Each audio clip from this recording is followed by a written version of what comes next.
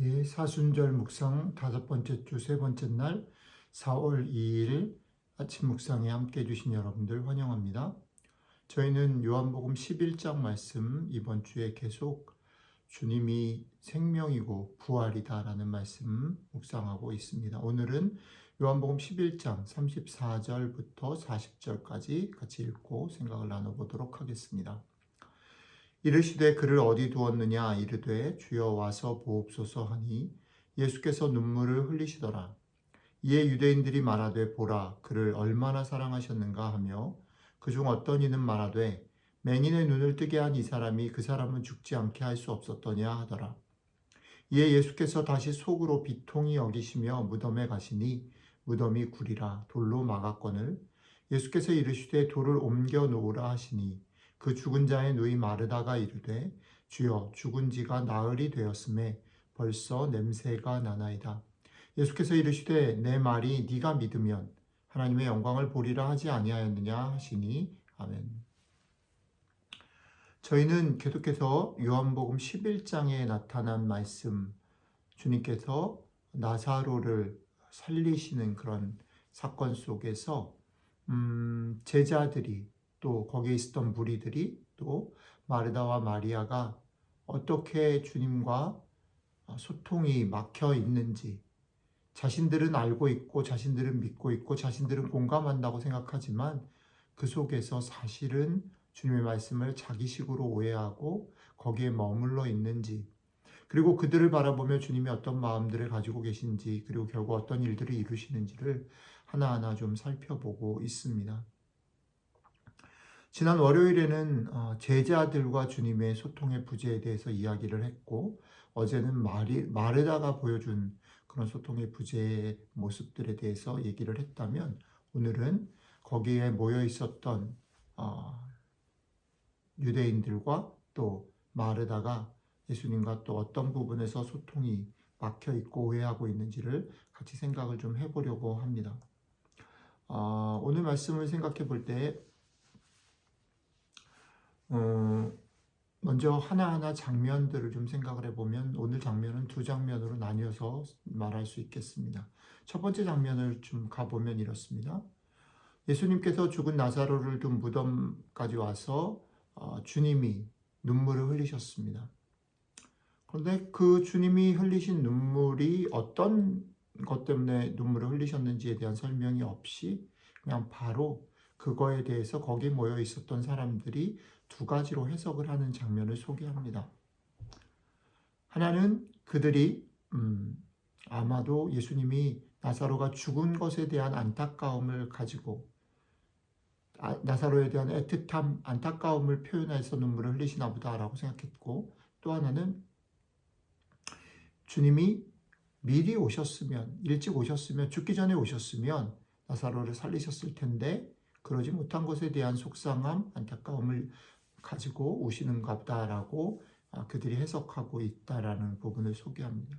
그런데 본문은 이들의 이런 반응들을 보면서 주님의 마음이 더 애통해지고 더 무거워졌다라고 이어갑니다. 그 말은 이들의 해석이 주님이 운 이유가 아니었다라는 거죠. 그런 게 다 섞여 있었을 겁니다. 그러니까 이들이 그렇게 봤을 수밖에 없습니다. 무덤 앞에서 또 늦게 온 주님이 그렇게 그것 때문에 울고 있구나라고 생각할 수 있습니다. 그러나 주님은 그들의 반응 때문에 더 마음이 애통해졌고 무거워졌다라고 말합니다. 자, 두 번째 장면은 이겁니다. 무거운 돌을 무덤을 막고 있는 무거운 돌을 치우라라고 주님이 말씀하시자 이제 또 마르다가 등장하죠. 마르다가 이렇게 말합니다. 죽은 지가 나흘이 되어 벌써 냄새가 납니다. 죽은 지가 나흘이 되어 벌써 냄새가 납니다. 이 말은 무엇입니까? 주님 너무 속상하고 여러 가지 어저께 얘기했던 얘기들의 반복입니다. 그리고 돌을 왜 치우라고 하십니까? 이미 끝난 일입니다. 그러자 주님이 안타까움을 표현하시면서 이렇게 말씀하십니다. 예수께서 이르시되 내 말이 네가 믿으면 하나님의 영광을 보리라 하지 아니하였느냐. 어저께 마르다와 얘기했던 얘기들이죠. 지금 여기서 네 오라비가 살아날 수 있다. 내가 왔다라는 거죠. 그랬더니 마르다는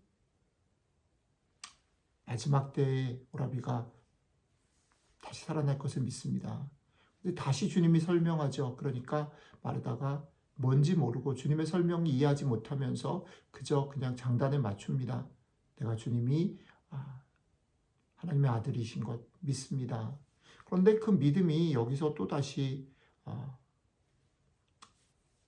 이렇게 노출, 그 믿음이 아니다. 실제 믿음이 아니다라는 것이 드러나는 거지요. 그래서 주님이 말씀하시는 겁니다. 내가 너한테 지금 여기서 하나님의 영광을 볼 수 있다라고 얘기하지 않았냐? 근데 왜 자꾸 그것을 믿지 못하느냐라는 거죠. 이게 오늘 우리가 읽은 두 가지 사건입니다. 이 두 가지 사건이 보여주는 게 뭘까요? 계속해서 우리가 묵상해 오지만 저는 성경이 우리들에게 계속 그 주장을 하는 것입니다.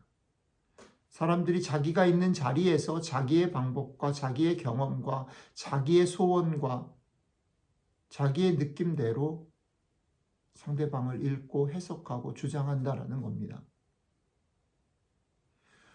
그것은 믿음을 가지고 있다라고 하는, 주님을 더 잘 안다라고 하는 마르다 역시 예외가 아니다라는 면에서 못을 박습니다.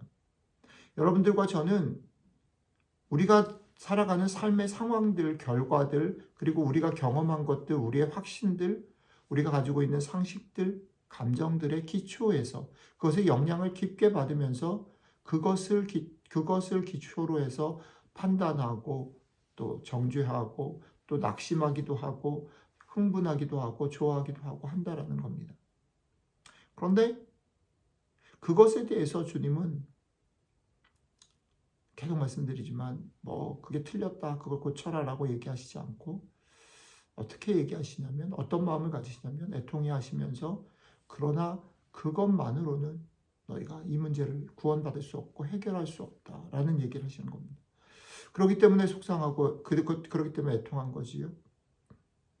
결국 믿음이라는 건 뭐냐면 여러분들이 있는 자리, 여러분들의 확신, 상식, 여러분들의 기분, 여러분들의 소원, 이런 것을 어떻게 해요? 뛰어넘어서 주님과 함께라면 다른 상상을 할 수 있는 것.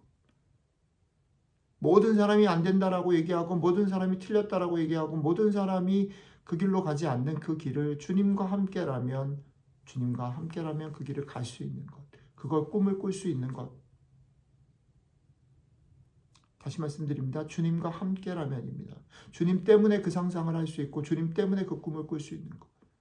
사람들은 어리석다 얘기하고 사람들은 그렇게 안 된다라고 얘기하는 그것들을 꿈꿀 수 있는 것. 여기서 이 꿈이 주님과 함께 꾼다라고 말했을 때 대단히 중요한 것은 내가 원하는 소원들, 내가 바라는 것, 내가 해보고 싶은 것이 아니라 그것이 주님이 계시기 때문에 다시 한번 생각하고 나의 현실은, 내 모습은, 내 형편은 그렇지 못하지만 그럼에도 불구하고 주님이 나를 지키시고 여전히 보호하시고 여전히 포기하지 않으시기 때문에 용기를 낼 수 있는 것이어야 한다는 거죠. 오늘 아침에 여러분들과 저에게 이 말씀이 힘이 됐으면 좋겠습니다.